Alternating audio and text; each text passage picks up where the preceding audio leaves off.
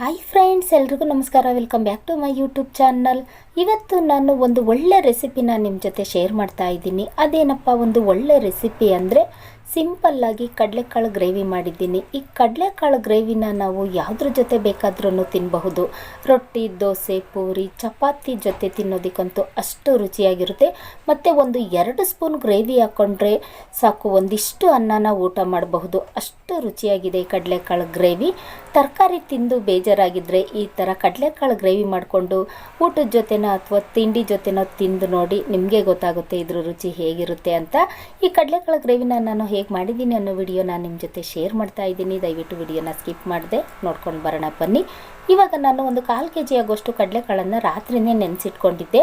ಬೆಳಗ್ಗೆ ಗ್ರೇವಿ ಮಾಡ್ತೀವಿ ಅಂತ ಅಂದ್ಕೊಂಡ್ರೆ ಕಡಲೆಕಾಳನ್ನು ರಾತ್ರಿನೇ ನೆನೆಸಿಟ್ಕೊಬೇಕು. ಅದನ್ನು ಒಂದು 2 ರಿಂದ 3 ಸರಿ ತೊಳೆದು ಬಿಟ್ಟು ಅದಕ್ಕೆ ಸ್ವಲ್ಪ ಉಪ್ಪು ಹಾಕಿ ಕಡಲೆಕಾಳನ್ನು ಚೆನ್ನಾಗಿ ಬೇಯಿಸ್ಕೊಳ್ತಾ ಇದ್ದೀನಿ.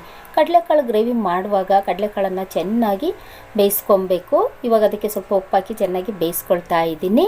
ಕಡಲೆಕಾಳನ್ನು ಬೇಯಿಸ್ಕೊಂಡಾಗಿದೆ. ಇವಾಗ ಸ್ಟವ್ ಮೇಲೆ ಒಂದು ಬಾಣಲೆ ಇಟ್ಟು ಅದರಲ್ಲಿ ಒಂದು 3 ರಿಂದ 4 ಸ್ಪೂನ್ ಆಗುವಷ್ಟು ಎಣ್ಣೆ ಹಾಕ್ತಾ ಇದ್ದೀನಿ. ಎಣ್ಣೆ ಬಿಸಿಯಾದ ನಂತರ ನಾನಿಲ್ಲಿ 1 ಸ್ಪೂನ್ ಸಾಸಿವೆ ಹಾಕ್ತಾ ಇದ್ದೀನಿ. ಸಾಸಿವೆ ಸ್ವಲ್ಪ ಚೆನ್ನಾಗಿ ಚಿಟಪಟ ಅಂತ ಸಿಡಿಬೇಕು. ಅದಾದ ನಂತರ ನಾನಿಲ್ಲಿ ಒಂದು 2 ರಿಂದ 3 ಮೀಡಿಯಮ್ ಸೈಜ್ ಈರುಳ್ಳಿನ ಈ ಥರ ಚಿಕ್ಕದಾಗಿ ಕಟ್ ಮಾಡಿ ಇಟ್ಕೊಂಡಿದ್ದೆ. ಅದನ್ನು ಹಾಕಿ ಚೆನ್ನಾಗಿ ತಿರುಗಿಸ್ತಾ ಇದ್ದೀನಿ. ಈರುಳ್ಳಿ ಸ್ವಲ್ಪ ಬ್ರೌನ್ ಕಲರ್ ಬರೋವರೆಗೂ ಚೆನ್ನಾಗಿ ತಿರುಗಿಸ್ತಾ ಇರಬೇಕು. ಅದಾದ ನಂತರ ನಾನಿಲ್ಲಿ ಇದಕ್ಕೆ ಒಂದೇ 1 ಸ್ಪೂನು ಶುಂಠಿ ಬೆಳ್ಳುಳ್ಳಿ ಪೇಸ್ಟ್ ಹಾಕ್ತಾ ಇದ್ದೀನಿ. ಶುಂಠಿ ಬೆಳ್ಳುಳ್ಳಿ ಪೇಸ್ಟಲ್ಲಿ ಸ್ವಲ್ಪ ಹಸಿ ಸ್ಮೆಲ್ ಹೋಗೋವರೆಗೂ ಚೆನ್ನಾಗಿ ತಿರುಗಿಸ್ತಾ ಇರಬೇಕು.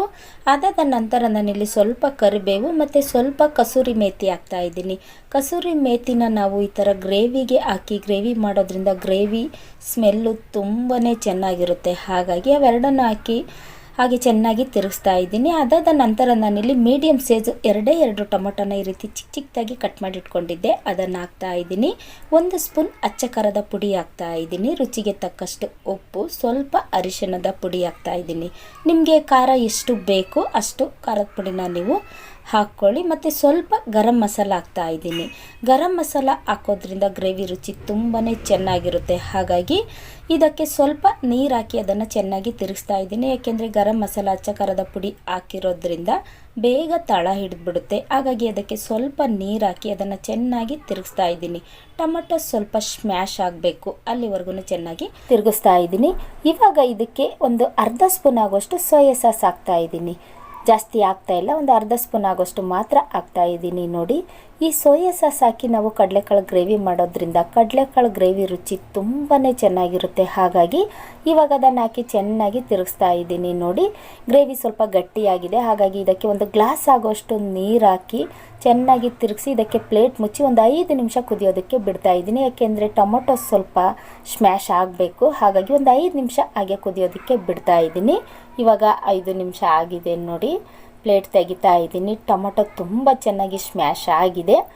ಈ ಥರ ಸ್ಮ್ಯಾಶ್ ಆಗಿದ್ದರೆ ಸಾಕು, ಗ್ರೇವಿ ರುಚಿ ತುಂಬ ಚೆನ್ನಾಗಿರುತ್ತೆ. ಇವಾಗ ನಾನು ಕಡಲೆಕಾಳು ಬೇಯಿಸ್ಕೊಂಡಿದ್ದೆ ನೋಡಿ, ಅದನ್ನು ಇದರಲ್ಲಿ ಹಾಕ್ತಾ ಇದ್ದೀನಿ. ಸ್ವಲ್ಪ ನೀರಿದೆ ಕಡಲೆಕಾಳಲ್ಲಿ.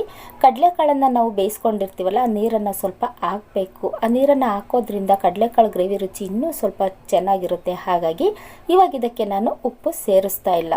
ಏಕೆ ಅಂದರೆ ಕಡಲೆಕಾಳು ಬೇಯಿಸುವಾಗ ಸ್ವಲ್ಪ ಉಪ್ಪು ಹಾಕಿದ್ದೆ ಮತ್ತು ಗ್ರೇವಿ ಮಾಡುವಾಗಲೂ ಸ್ವಲ್ಪ ಉಪ್ಪು ಹಾಕಿದ್ದೀನಿ. ಹಾಗಾಗಿ ಇವಾಗ ಇದಕ್ಕೆ ಉಪ್ಪು ಸೇರಿಸ್ತಾ ಇಲ್ಲ. ಕೊನೆಯಲ್ಲಿ ಸ್ವಲ್ಪ ಕೊತ್ತಂಬರಿ ಸೇರಿಸಿ ಅದನ್ನು ಚೆನ್ನಾಗಿ ತಿರುಗಿಸಿ ಇದಕ್ಕೆ ಪ್ಲೇಟ್ ಮುಚ್ಚಿ ಒಂದು 5 ನಿಮಿಷ ಹಾಗೆ ಕುದಿಯೋದಕ್ಕೆ ಬಿಡ್ತಾ ಇದ್ದೀನಿ. ಈ ಥರ ಮಾಡೋದ್ರಿಂದ ಗ್ರೇವಿ ರುಚಿ ತುಂಬಾ ಚೆನ್ನಾಗಿರುತ್ತೆ. ಹಾಗಾಗಿ ಇವಾಗ 5 ನಿಮಿಷ ಆಗಿದೆ ನೋಡಿ, ಪ್ಲೇಟ್ ತೆಗೆದು ತೋರಿಸ್ತಾ ಇದ್ದೀನಿ.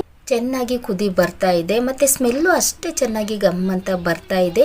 ಈ ಕಡಲೆಕಾಳು ಗ್ರೇವಿನ ಜಾಸ್ತಿ ಹೊತ್ತು ಕುದಿಸೋದೇನು ಬೇಡ. ಏಕೆ ಅಂದರೆ ಕಡಲೆಕಾಳನ್ನು ನಾವು ಬೇಯಿಸುವಾಗ ಚೆನ್ನಾಗಿ ಬೇಯಿಸ್ಕೊಂಡು ಹಾಕಿರ್ತೀವಿ. ಹಾಗಾಗಿ ಒಂದು ಕುದಿಸ್ಕೊಂಡ್ರೆ ಸಾಕು, ಕಡಲೆಕಾಳು ಗ್ರೇವಿ ಸೂಪರಾಗಿ ರೆಡಿಯಾಗಿಬಿಡುತ್ತೆ.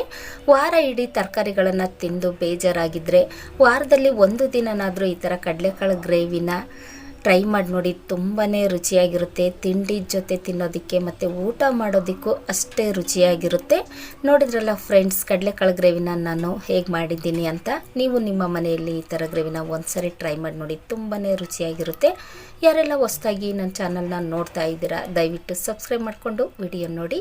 ಸಿಂಪಲ್ಲಾಗಿ ಮಾಡಿರುವಂಥ ಈ ಕಡಲೆಕಾಳು ಗ್ರೇವಿ ನಿಮಗೆ ಇಷ್ಟ ಆಗಿದ್ದರೆ ಒಂದೇ ಒಂದು ಲೈಕ್ ಮಾಡಿ, ಶೇರ್ ಮಾಡಿ, ಸಬ್ಸ್ಕ್ರೈಬ್ ಮಾಡ್ಕೊಂಡು ವಿಡಿಯೋ ನೋಡೋದನ್ನು ಮರಿಬೇಡಿ.